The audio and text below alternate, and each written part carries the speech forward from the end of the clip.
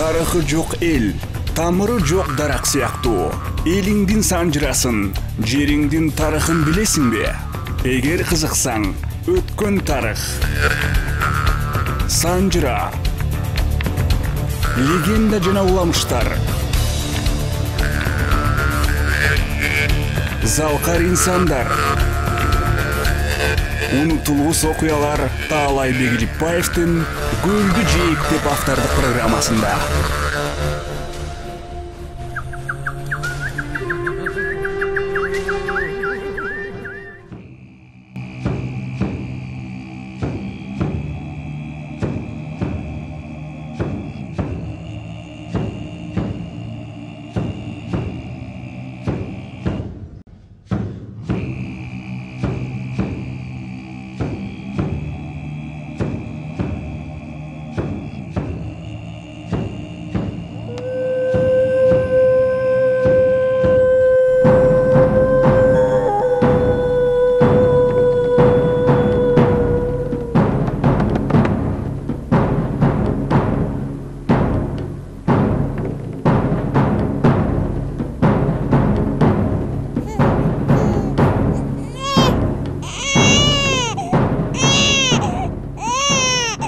15-жылымда bir топ жыл бала көрбөгөн адамдын зайыбынын боюна бүтүп, ай күнүнө жетип жылдыз суюлуп чолпон көрүнгөн мезгилде көз жарган дейт. Кыргыз эли наристе төрөлгөндө көзүнө эмне көрүнсө, ошол нерсенин ысым менен наристенин атына тап келген жайы бар. Мындай ырым-жырымдан улам ымыркайдын аты чолпон аталып калат. Чолпондун өзгөчөлүгү жаш кезинен билинип, табигат менен таттуу мамиледе болуп, түркүн чөптүн түрүн үйрөнөт. Чолпон бой тарткандан баштап, сыркоолоп келген кишилерди көрүп, аларды чөптүн түрлөрү менен дарылап айыктырган экен.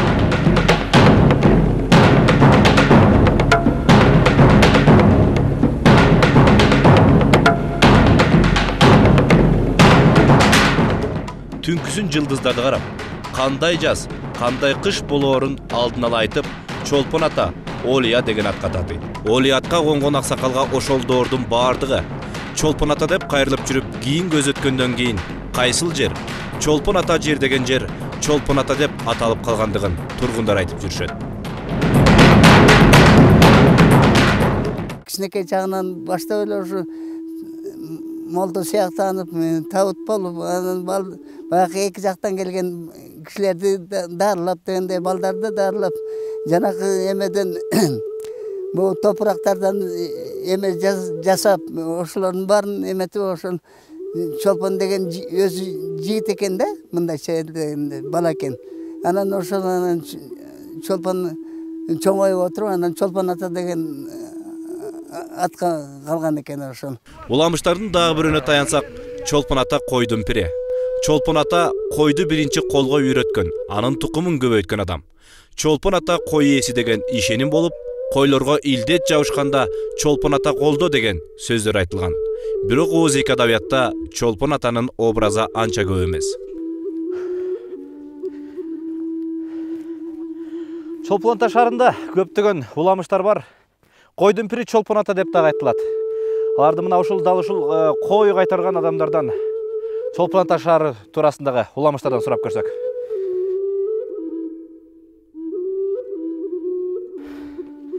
Ассаламу алейкум. Айтылуу ойчул, калыгул байулу. Кышы болуп ызгар суугу жок, жайы болуп күн куйкалаган ысыгы жок. Балдар мына ушул өрөөндөн кетпегиле. Бул өрөөн кой кайтарганга эң эле ыңгайлуу өрөөн деп айткан экен. Кош! Кош! Касиеттүү ысык көлүбүздүн таасириненби? Же чындап эле бул жер тоо болуп турса дагы ойдуңу барбы? Айтор ким билет, бул жерге чындап эле кар жаабайт. Кар жааса деле жарытып турбайт, бат эле ээрип кетет. Мына ушул себептен бул жер чолпон ата деп аталып калган. Бул айтылып жүргөн уламыштардын дагы бир бирөөсү.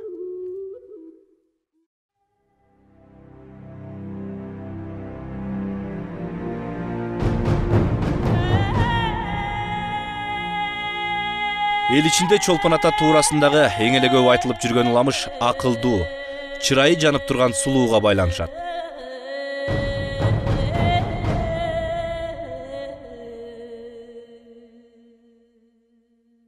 Күнгөй Алатоонун батыш тарабын жээктеген жердеген Улан Батыр өз учурунда элин душмандардан коргоп, бир дагы душманга кол салдырбай өзүнүн элин абдан жакшы коргоп, атага алыска кеткен батыр болгон. Эми ошол эле учурда ушундай эле душмандардан өз элин коргоп сактап келген Тескей Алатоонун Санташ батыры атага алыска кетип, өз элин, жерин, уруусун сактап турган.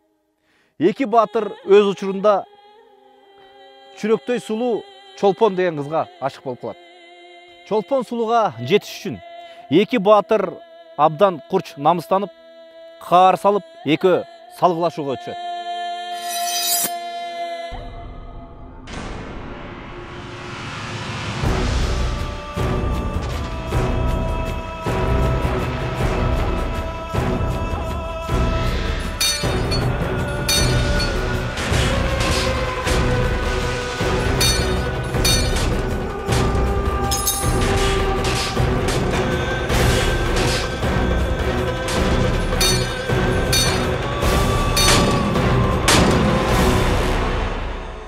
Эки баатырдын кармашы токтобой, ойдун жерди тоо кылып, тоо болгон жер ойдунга айланат.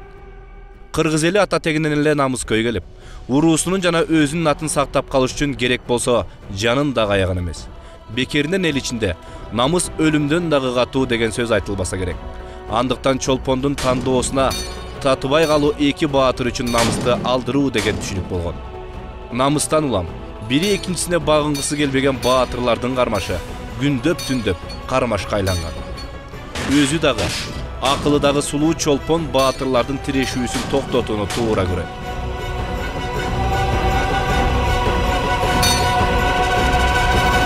Токтогула, жолбош жүрөк баатырлар. Кылычыңарды душманга сууруп, эл намысын коргобой, кыз талашканыңарга жол болсун. Эки баатырды чабыштырып жашаганымдан көрө, жашабаганым артык. Эгер талашыңар мен болсоң, суранам, токтоткула. Атаганат, баатыр экөө, ал эми Чолпон чүрөк жалгыз. Эки баатырдын шагын сындыргысы келбеген Чолпон мына ушул убакта эки баатырдын ортосундагы салгылашууну, согушту токтотуп калуу максатында өзүнүн боюн жардан таштаган экен.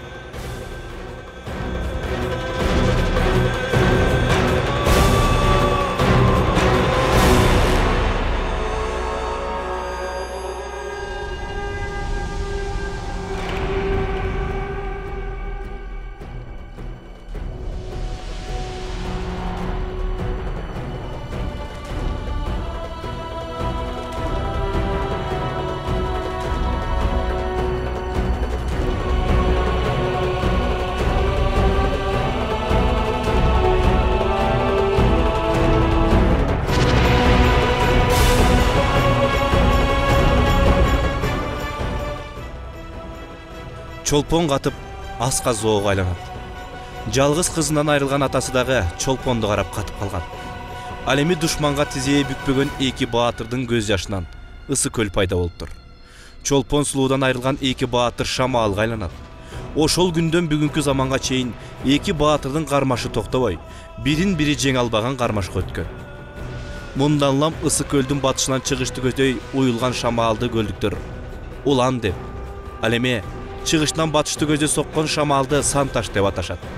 Эки шамал бир учурда көл ортосунда жолукканда толкун өтө бийик көтөрүлөт. Айлана, жаратылыш бүт ыйлайт. Чолпон болсо бардыгына бүгүнкү күнгө чейин күбө болуп келет.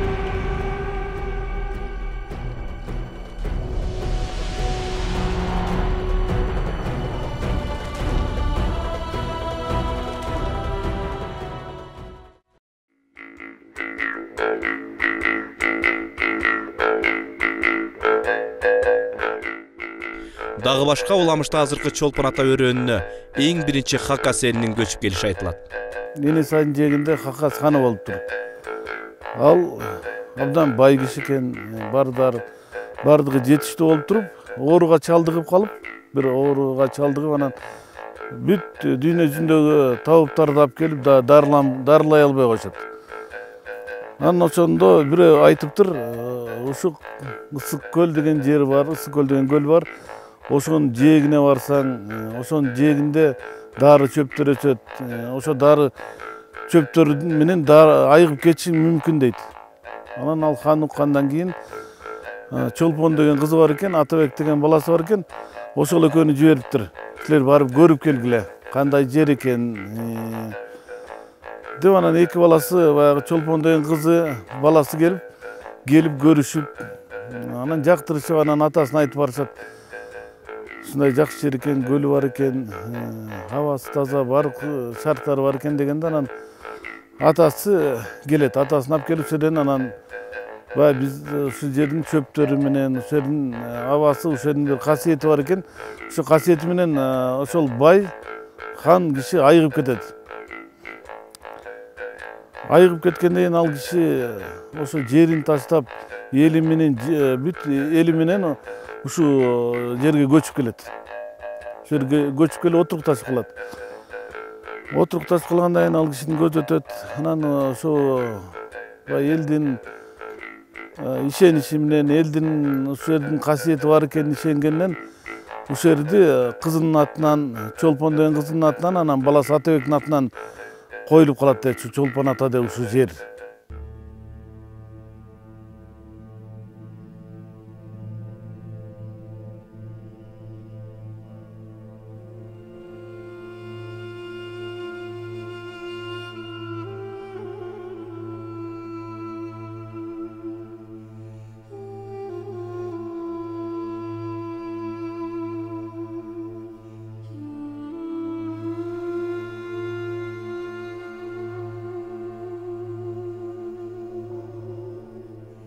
Жашы улгайып калган көпөс Кедейдин Чолпон деген бойго жеткен кызына көзү түшөт.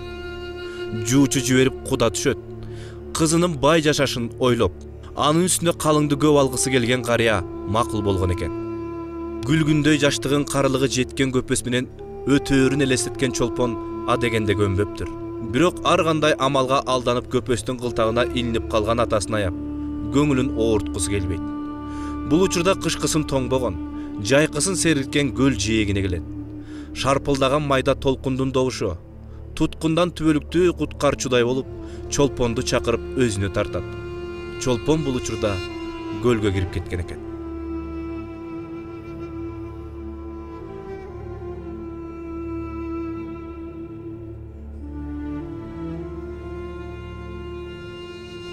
Чолпон! Атаке! Чолпон! Атаке! Ата! Ата! Ата! Карыя кызын издеп күнүгө көл жээгине келет. Чолпоным! Ай, Кудайым ай! Бирок Чолпондун тагдырына боор ачыган көлөне кызды кайтарып бербептир. Атасы менен кызынын кыйкырыгы, сагынуусу менен бул өрөөн Чолпон ата деп аталып калган. Көлдүн сулуулугун көл эле ошол сулуу кызга салыштырышып, шарпылдаган толкунду кыздын чачына окшоштуруп келишет. Ошондуктан жалпы кыргыз эли ысык көлгө таазим кылып, аны көлөне деп ыйык тутушат.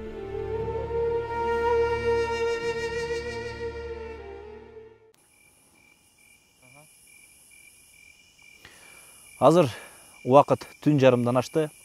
Мында ушундай учурда көл тынчыган убакта, көлдүн жээгинде каткырган, күлгөн жаштар жок кезде, толкундун шарпылдаган үнү жок кезде, жанагы көлгө кирип кеткен Чолпон деген кыздын аталап кыйкырган, ыйлаган үнү угулат дешет.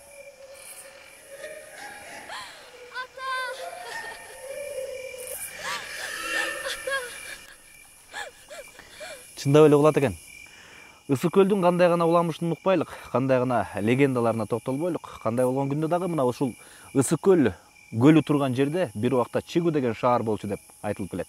Кыргыз Орус Славян университетинен жана ошондой эле кыргыздын тарыхчыларынын биригип изилдөөсүнө караганда, көлдүн астынан табылгалар жана ошондой эле адамга тиешелүү болгон оокаттар табылып чыккан. Жана калса шаардын дагы урандыларын алып чыккан фактылар бар. Бирок бүгүнкү күнгө чейин чындап эле ачылыш кылып көлдүн астында шаар болгон деген ачылышты эч ким жасай элек. Эгер чындап эле көлдүн астында шаар болгондо, анда көлдүн асты мына ушундай жаркырап турмак.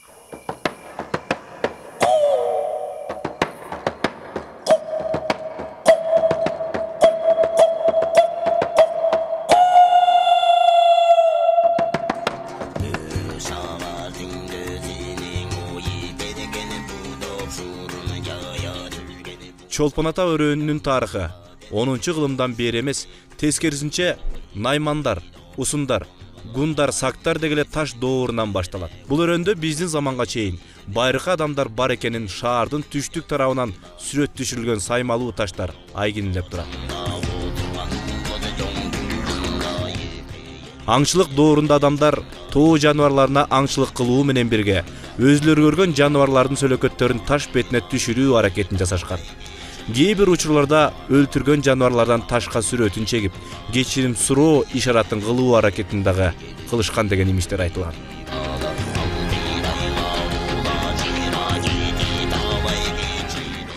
Эгер көлдүн алдындагы шаардын бар экенине ишенсек, анда бул жерде жашоо цивилизациясы болгон анык.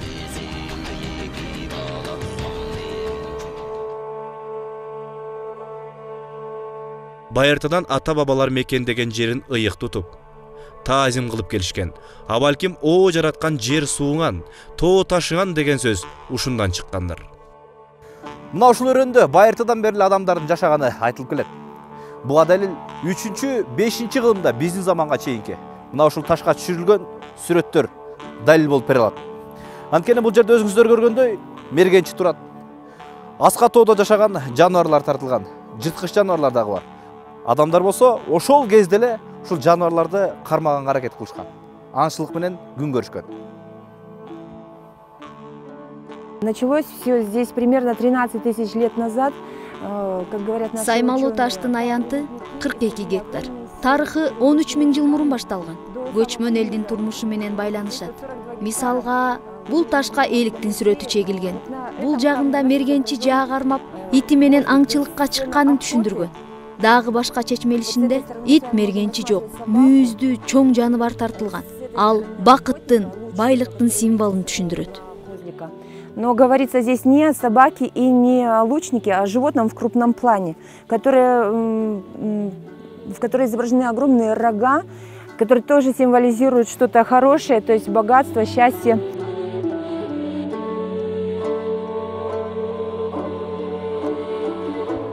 Алам мейкиндигинен караганда, кыргыз жеринин бермети болгон Ысыкөл жер шаарынын көзү катары көрүнөт деп окумуштуулар кеп кылышат. Күнгөй Алатоо менен Тескей Алатоонун ортосунан орун алып, кыргыздын атын кылым жерге таанткан көлдүн табыгы купуя сырына суктанган туристтердин агымы жыл сайын өсүп келет.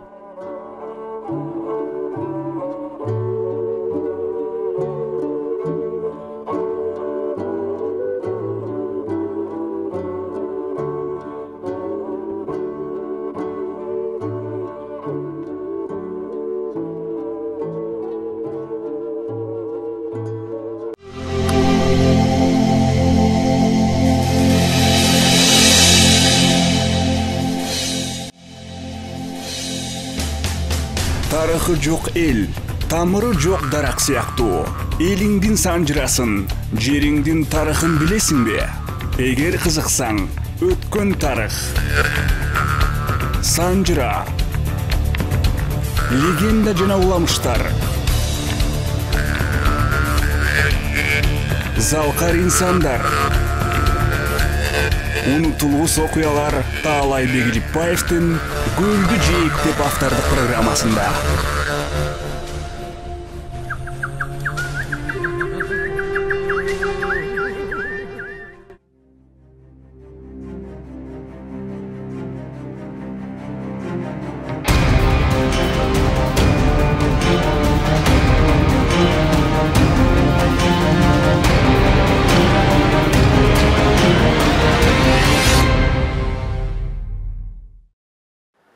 Кыргызстанда өзгөчө кооз кереметке ээ болгон жаратылышка бай кооз жерлерибиз абдан көп. Алардын бири мына ушул Чолпон ата шаарындагы касиеттүү Чолпон ата тоосунун ылдый жагындагы касиеттүү таштын үстүндө турабыз.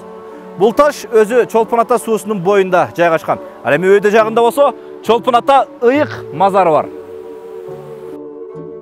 Жергиликтүү калктын санжырасына көз илмемге кайрылсак, бул жерде бир нече уруулар жашайт. Негизги өзөгүн Саяк уруусу түзүп, Жалга Аба Баатыр жана Нурдөлөт баатырлардын тарыхына байланышат. Касиеттүү мазар деп ушул тиги эмеден бери келип ушул жерге келип сыйынып кеткен. Ушул байлык бер, бала бер деп Bunu колдогону Актайлак деп укканбыз. Актайлак көрүнөт экен да. Саяктар ушул жерге отурупташып калганын бирден бир себеби бизде ошол каба, жалдуу каба деген ат чыккан экен. Ушундай бир балбан киши, акылдуу киши, анан күчтүү киши ушул илгерки жоокерчилик заманда көп согуштарга катышып, анан ушул саяктарды тараткан жалдуу каба деп айтылат да. Анан ошондо ушул Нурдөөлөт баатыр илгери баягы Орман хан менен тиги бугулар чабышканда ортодо саяктар ушул жерде жашаган да. Саяктар дагы тияк эметпей, бияк эметпей ушул чабышып, аябай кан төгүлгөн ушул жерде. Жер үчүн. Анан ошондон кийин жанагы ушул баары биригип туруп, Нурдөөлөт баатыр тиги өлүктү деп азыр Ысык көлдүн башталган жери ошодон башталган ошолго найзасын коюп туруп, ошондон бери карай саяк деп бөлүнөт. Тиги балыкчы саяк деп бөлүнөт. Ошол саяктын ичинде ушу биз 5 ата бакаштап коет. Ошо бакачынын биз ушул Рысменди деп боор эки жерде ошо ата бабалар ушул жерде жашап өтүшүптүр. Анан тарых боюнча бир жерде жалаң эле тиги саяктар эмес, бул жерде мына 5 ата катаган деп айтабыз. Катагандагы кан кошодон тараган чоң уруулар да булар дагы. Анан ошолор мына ал жерде азыр айттым, мына эң калмакчы деген уруу бар, Адыгине, Чокой, Акулак деген уруулар бар. Ар бир түтүнү азыр 100дөн ашты.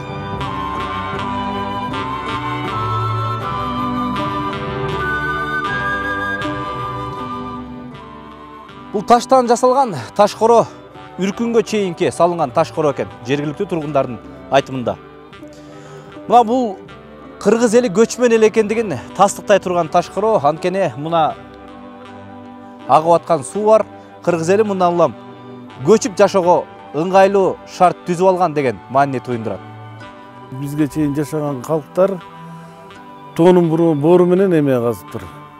Арык казып, тоонун үстүнө суу чыгарган экен. Бул суунун башы Агала таштан башталат да. Анан бери ылдый жакка келгенде 9 булак бар. Ошо 9 булактан чыккан суулар ушу элге агып турат.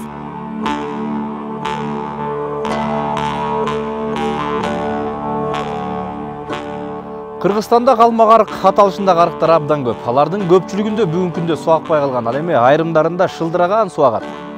Ошол убакта эле жергиликтүү тургундар ушундай арыктарды колу менен чаап, анан өзүнүн эгиндерин сугарчу экен. Бул Чолпон Ата шаарындагы 9 булак тоосунун ылдый жагындагы арык болуп эсептелет. Бул убакта бул дагы колго чабылган. Бирок эмнегедир бүгүнкү күндө суу акпай буяк жалгыз аяк изге айланып калган. Ал эми азыркы шаардын тарыхы 120 жылдык аралыкты камтыйт. Мындан 120 жыл мурун бул жерде толук жым-жырттык үстөмдүк сүрүп кээде гана жайылып жүргөн малды көрүүгө болор эле дешет карлардан уккандар. Ошол мезгилдеги аттуу баштуулардын бири Кангелди деген адам болгон экен. Кангелди 1916 жылга чейин 15 жылча болуш болуп турган. Убактарда болуш бийлерди азыркыдай эле выбор болчу экен. Кадимкидей голос эл берип, элдин голосу менен шайланчу экен. Анан биздин аталарыбыз ошол кезде голосу жетпей калат деп болуштук талашып атканда эки жактан тоңдон, башка өрөөндөрдөн элдерди көчүрүп келген экен бул жергечи. Жайып берем, жашай турган шартын түзүп берем, келгиле, голосуңарды мага бергиле деп ушу көп элдерди ушака алып келишкен экен. Ошол кезде Чокой уруусу келиптир, Калмакчы, Адыгине, Акулак ушу урууларды башка жерлерден алып келип ушакта отуруктушкан экен да. Анан биздин Кангелди атабыз 24 жыл болуш болуптур. Ошо ар бир убагы менен 3-4 жылда бир выбор болчу экен. Ошондо утуп алып ошо киши ошол жерде болгон экен да. 1900 жылы Чолпон Атага алгачкылардан болуп, көчүп келген орус, украин дыйкандарынын саны 15 түтүн болгон. Алардын ичинде Киселев, Бердо, Самсонов, Баженов, Лопатин сыяктуулар көчүп келишкен. Киселев почта станциясын куруп, Гербен сарай тургузган. Үстү камыш менен жабылган 2 бөлмөлүү үй салган. Көп өтпөй жергиликтүү элдер дагы отурукташып жер үйлөрдө сала башташкан. Чолпон аталыктар 1916 жылдагы үркүндүн азап тозогунан четте калышкан жок. Алар көтөрүлүш чыгаргандар менен бирге телеграф линияларын бузушуп, почтаны басып алышып, көпүрөлөрдү кыйратышкан. Чолпон Ата шаарынын тарыхын изилдеп жүрүп, ушул үркүнгө байланышкан бир кызыктуу буюмга туш болдук. Чолпон ата шаарын аралап жүрүп, Шайхидин атанын үйүндө керемет бир буюмга жолуктук. Мына бул буюм туш кийиз деп аталат. 1916 жылы салыптыр. Бул кийизге быйыл туп-туура 100 жыл болот. Муну 16 жылы атам өз колу менен сайган экен. 16 жылы элге тынччылык үркүн болду да. Атамдан кийин чоң атам Чынбек деген. Чоң атам бир орус кызы, жетим кызы багып алып, ошого мындай ак жүрөк көтөртүп тиги Николайдын отряды чыкканда биздикине конокко келгенде биз ак падышанын кишисибиз, биз үркпөйбүз, урушпайбыз деп ошону керек экен. Ошол кичинекей кызга көтөртүп коюп келип отряд чыкканда тамак ичкиле деп тамак берип ушинтип узатып турчу.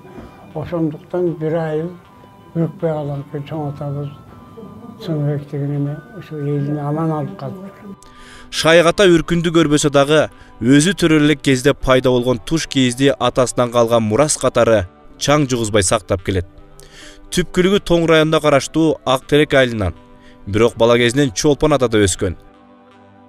Кийинки убактарда сайыс чыккандан кийин баягы Сталин репрессиясында кулак деп тартпадыбы. Атам кулакка тартылып, малынын баары эмеге түшүп, опузга түшүп, үйүнүн баары опузга түшүп, энем ушуну атасынын мурасы деп көгүн арасына катабай ушуну алып калган экен, бүтүн жыңалактап кетиптир.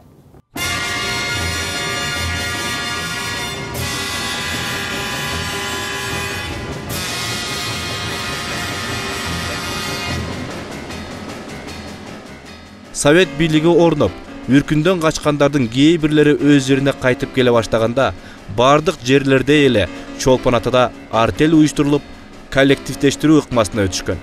1929 жылы биринчи колхоз Бирлик колхозу түзүлгөн. Бирлик колхозунун эң биринчи болуп уюштурган башкармасы Калыкбай Мамырканов деген адам болгон. Таңдын көрү заман өзгөрдү, көп өзгөрдү. Мына ушул жерде Чолпон атанын суусу күркүрөп агып жатар эле. Бул тарабында балык суу жылаңайлак бара кезде келсек, балыктар бут курунчу. Мына заман өзгөрдү, суу тартылды. Мунду бияк жагында барып, балдар болуп ойнор эле көпүрөнүн асты үстүнө чыгып. Ушул жердин таржымалын айта кетсем, ушу сайдан, ушу Чолпон атанын суусунан бул тарабы, чыгыш тарабы совхоз болуп, бул тарабы колхоз болуп, Бирлик колхозу болуп бөлүнүп, бир Чолпон атанын суусун ичип турчу элек. 1930-31 жылдары азыркы шаарда 30-35 үй болгон дешет. Шаардын тарыхында анын алгачкы жашоочуларынын бири Мамбет Карабалаевдин дагы аты орун алган. Чолпон ата шаарындагы эски тарыхый маанилүү имаратта жанында турабыз. Бул имарат 30 жылдын аягында курулуп, канизавод түптөлгөн мезгилде курулган имарат. Кийин постсовет болгон мезгилде 55 жылдан 60 жылга дери Карабалаев Мамбет постсоветтин председатели болуп эмгектенип кеткен. Ошол мезгилде канизаводдун жана жалпы эл чарбасынын иш аракеттери алдыга жылган. Чолпон атанын негизделишинин бирден бир себептери бул белгилүү номер 54 асыл тукум жылкы заводу. 1926 жылы жазында аскер кийимин кийген, 2 кызыл туу ордени бар кавалерист келип элге жыйын өткөрөт. Анда ал заводко директор болгондугун, заводко номер 54 деген номер берилгендигин биринчи болуп айткан. Бул Будённыйдын армиясынын комиссары болуп жүргөн Леонид Львович Рапопорт эле. Рапопорт биринчи болуп эмгектенген. Асыл тукум жылкы заводунун кыргыз элинин мөөрөйүн тартып берген көптөгөн күлүктөр чыккан. Чолпон ата шаарынын тарыхына байланыштуу бул номер 54 жылкы заводу 1926 жылы ачылган. Ошол жылдан бери мына бүгүнкү күнгө чейин 90 жыл аралыгында жакшынакай ишин жүргүзүп келет.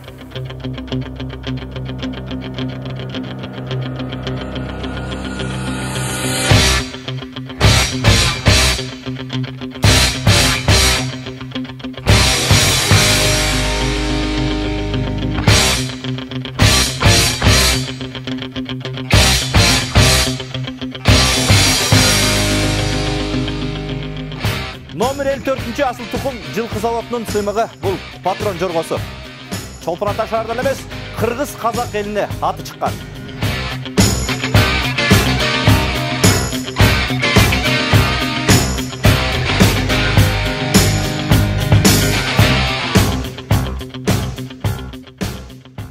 Патрон жоргобуз биздин сыймыгыбыз 95 старттан 90 стартты уткан. 2003 жылдан баштап 2012 жылга чейин Кыргызстан, Казакстан, Орто Азияда болгон бүт жорго салыштарды эч кимдерге берген эмес. Биринчи тренерибиз Петро Карабельников 15 машина уткан. Экинчиси болсо Мыктыбек Токтосунов деген тренерибиз 12 машина уткан. Толугу менен биздин жоргобуз ошондо 27 машина уткан. Ошондой эле 3 миллиондон ашык акча уткан. Бүгүнкү күндө бул сыймыктуу пенсияда 3 жылдан бери азыркы учурда биздин патронубуз 14 асый.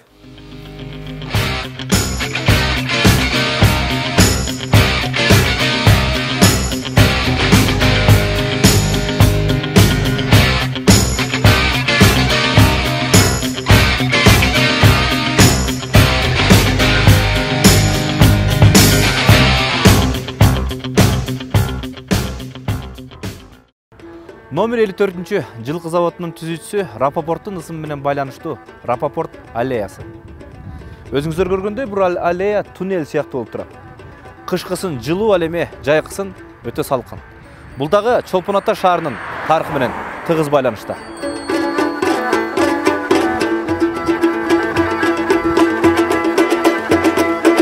Чолпон Ата шаарынын так ортосунда Ысык көл мамлекеттик тарыхый маданий корук музейи орун алган. Мына бул музейдин ичинде таш доорунан берки 12 000 экспонат бар. Мен уккандан бир көргөн артыктайт, андыктан кирип көрөлү.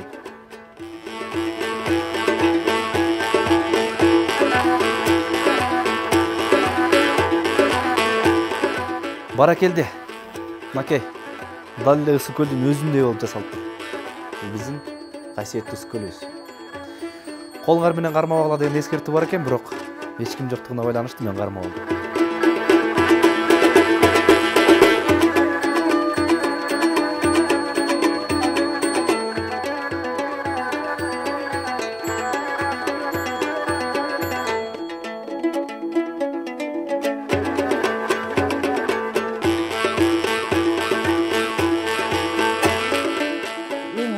Экспонаттарды ушу Чолпон Атанын тегерегинен табылган, Торайгырдан табылганлар бар. Мына коло казан табылган биздин археология залында турат. Көбүнчөсү ушу көлдөн табылат. Бирок изилдөөлөр токтобойт. Себеби дегенде дагы эле болсо көп изилдөөлөр болот деп айтылып жатат. Көп нерселер ачыла элек. Көлдө ошондон тышкары аябай мындай ыйык жерлерибиз да көп. Окумуштуулардын айтуусунда 400-гө жакын мазарлар бар деп атат. Алардын кандайдыр бир 50-ге жакын эле изилденген. Дагы көп изилдене элек. Суу астындагы изилдөөлөр, деги эле табиятта, жаратылышта болгон изилдөөлөр уланып жатат бүгүнкү күндө.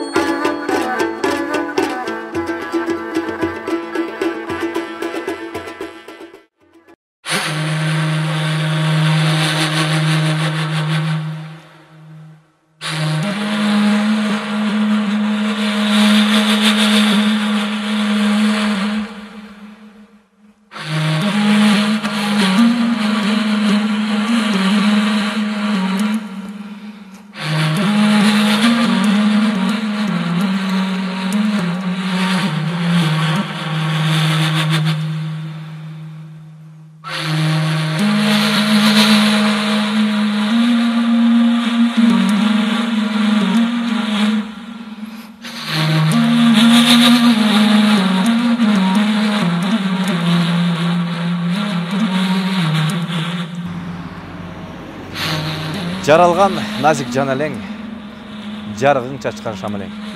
Жақшылық үшін туылғандай, жалпыды жалп елдеп күйген бала әлең. Тарыққа ташырғытсан келечек сені замбирек менен тосолат деген сөз бар. Ата-бабаларыбыздын ысымын чыгарып, алардын жасаған эмгектерин унутпай, келечек муунга өткөрүп берүү ар бирибиздин ыйык милдетибиз деп эсептейм.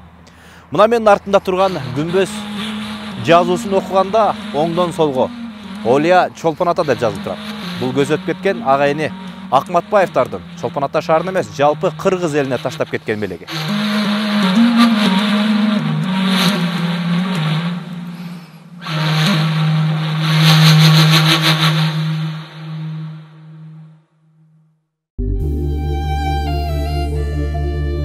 Бүгүнкү күндө Чолпон ата шаары дүйнө жүзүндөгү туристтерди тосуп алуучу чоң шаарлардын бирине айланды. Ага жыл сайын атайын даярдыктар көрүлөт. Калкынын саны шаардагы бийиктикке жана аянты боюнча дагы күндөн күнгө өсүп келатат.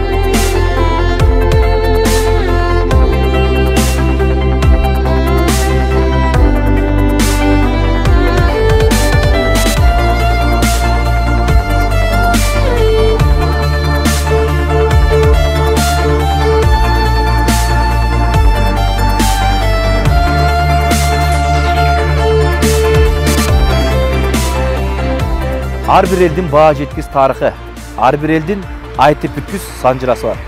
Касиеттүү Ысык көлүбүздүн жээгинен орун алган Чолпон ата шаарындагы бир гана бийик имараттарга, заманбап салынган объектилерге, ошондой эле бир гана туристтерди тосуп алууга бай эмес, Чолпон ата шаарынын дагы бай тарыхы бар.